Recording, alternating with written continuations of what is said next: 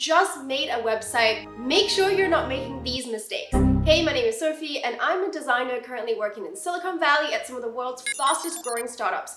And these are some of the best tips I learned from the best marketers. Mistake number 1, talk about yourself rather than the customer. If you're trying to make a website and sell your products, your website is not about you.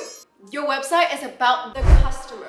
Because they're going through your products, they want to buy something for themselves, not for you. So make sure you're talking about the customer benefits and not yourself. Or if you're trying to make a website because you want more clients, make sure you're thinking from the client perspective.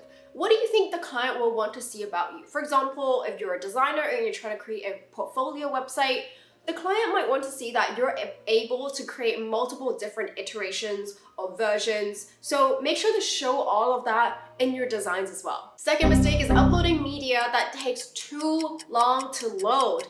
When I first started as a photographer, this is the #1 mistake that I made. I just wanted to show everyone all of my images and videos, and I didn't care how long or how big the files were. It literally took so long to load, especially on mobile. Your best bet is to reduce the size of your files using some kind of compress tool, or you can also export a smaller image using Figma or Photoshop. Aim to go somewhere less than like 1 megabyte. You can also use a website speed check tool to check how fast it takes for your website to load. Third mistake is no clear call to action. This is another mistake that I made previously in the past when I didn't know anything about businesses or marketing. If someone is on your website, you should want them to do something. They shouldn't just be on your website for the sake of being on your website. Then you should just have an Instagram page at that point. Make sure you are either directing your customers to go buy a product or you're directing your customers to go talk to you for a consultation. Highlight that. Bold, loud, and clear. Otherwise, people will get confused and not know what to do on your website. Finally, the fourth and biggest mistake is not being clear about what you're trying to sell.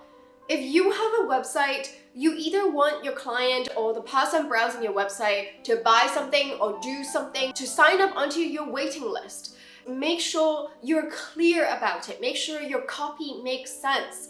Before you deploy your website, show it to a friend, not your mom, because your mom will always say everything is great. Make sure you show it to a friend, someone who is willing to be honest and tell you if they understand what you're trying to do at all. I've come across so many websites where I just have absolutely no idea what they're trying to do.